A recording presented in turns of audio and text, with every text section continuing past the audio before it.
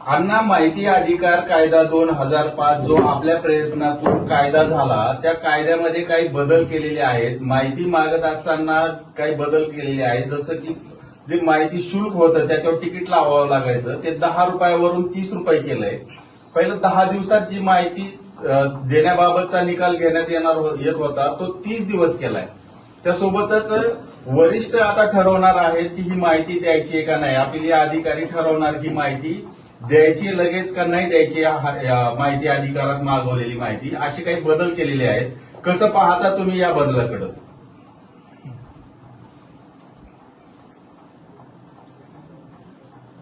जे बदल केले हा दोष आहे. माहिती घेणं नागरिकांचा हक्कच आहे, तो मूलभूत हक्क आहे. त्यासाठी लढलो अनेक वर्ष. माहिती घेणं हा नागरिकांचा हक्क आहे, तो मालक आहे ना. आणि तुम्ही सर्व अधिकारी सेवक आहेत. मालकांना तुम्ही अशा आररावी करायला लागला किंवा त्यांना त्रास द्यावा लागला तर ती हुकुमशाही होईल, ती लोकशाही राहणार नाही. लोकशाहीला धोका आहे. म्हणून माहितीचा अधिकार हा मूलभूत हक्कच आहे. म्हणून आम्ही लढलो त्याच्यासाठी. माहितीचा अधिकार, जसं माहितीच्या अधिकारासाठी लढलो तसं दप्तर दिरंगाई, एका टेबलवरचा पेपर दुसऱ्या टेबलवरती वेळेच्या आत गेला पाहिजे.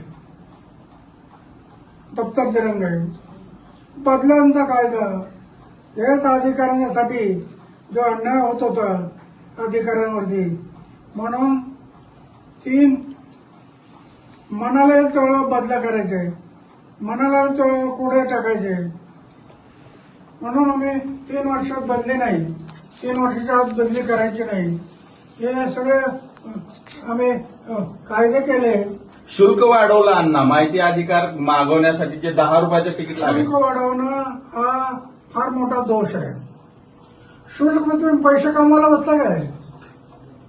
सरकार म्हणजे पैसे कमवणारं साधन नाही, तर जनतेचं हित पाहिलं पाहिजे. जनतेचं हित तुम्ही डोळ्यासमोर ठेवलं पाहिजे. तुम्ही पैसे कमवायला लागला, पैसा जर डोळ्यासमोर ठेवला तर बरोबर नाही. बरोबर. परत अपीलीय अधिकाऱ्याने आता ठरवायचंय की माहिती द्यायची का नाही, आणि ती किती दिवसात द्यायची हे सुद्धा ठरवणार आहे अपीलीय अधिकारी. हे नाही, माहितीचा अधिकार तुम्ही सरकारने नाही ठरवायचं.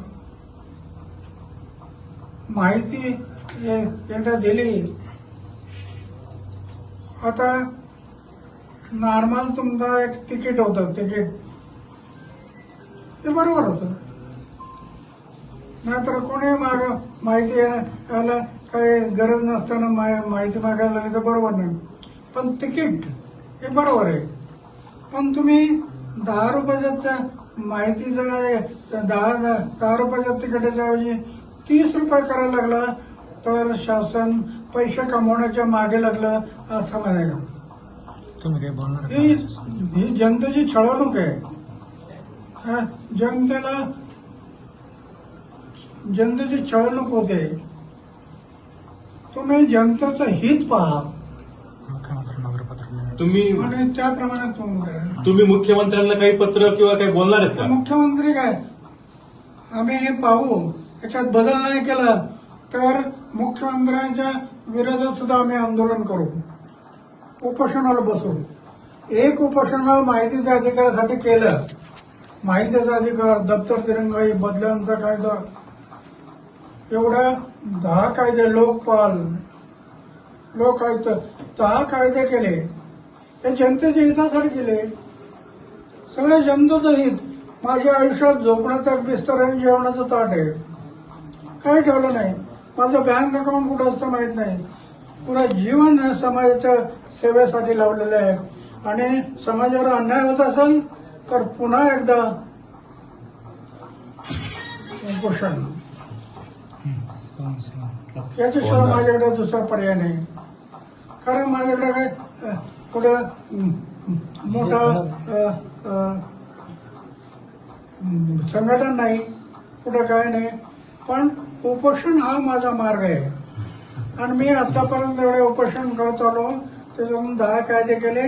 आता पुन्हा एकदा वेळ पाहिली तर वयाच्या 90व्या वर्षी पुन्हा एकदा उपोषण करण्याची वेळ आली तरी मी मागे येणार नाही. जनतेच्या हितासाठी मी जीवन अर्पण केलं ना. जगेल ते समाजासाठी, देशासाठी आणि मरेल ते समाज आणि देशासाठी. ते व्रत घेतलं मी. अण्णा